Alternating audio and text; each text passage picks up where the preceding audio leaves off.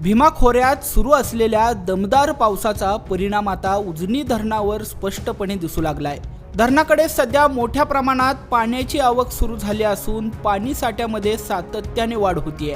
आज 6 जुलै 2026 रोजी रात्री 9 वाजेपर्यंतच्या आकडेवारीनुसार उजनी धरणाची पाणी पातळी 488.920 मीटर इतकी नोंदवण्यात आली आहे।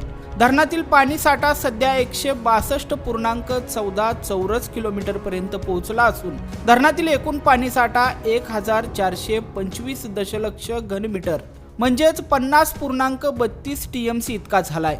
मात्र धरणातील उपयुक्त म्हणजेच लाईव्ह स्टोरेज अद्यापही वजा पातळीवर असून तो वजा 377.80 दशलक्ष घनमीटर म्हणजेच वजा 13.34 TMC इतका नोंदवण्यात आलाय। त्यामुळे उपयुक्त पाणीसाठ्याची टक्केवारी सध्या वजा 24.90% इतकी आहे। दरम्यान उजनी धरणासाठी सर्वात महत्त्वाच्या असलेल्या दौंड नदी मोजणी केंद्रावर सध्या पाण्याची आवक झपाट्याने वाढतीये। येथे नदीची पाणी पातळी 501.970 मीटर इतकी नोंदवण्यात आली असून उजनी धरणाकडे सध्या तब्बल 80,918 क्युसेक्स वेगाने पाणी येतंय। गेल्या काही तासांमध्ये पाण्याच्या आवकेत मोठी वाढ झाल्याने उजनी धरणातील पाणी साठ्यात आणखी भर पडण्याची शक्यता आहे।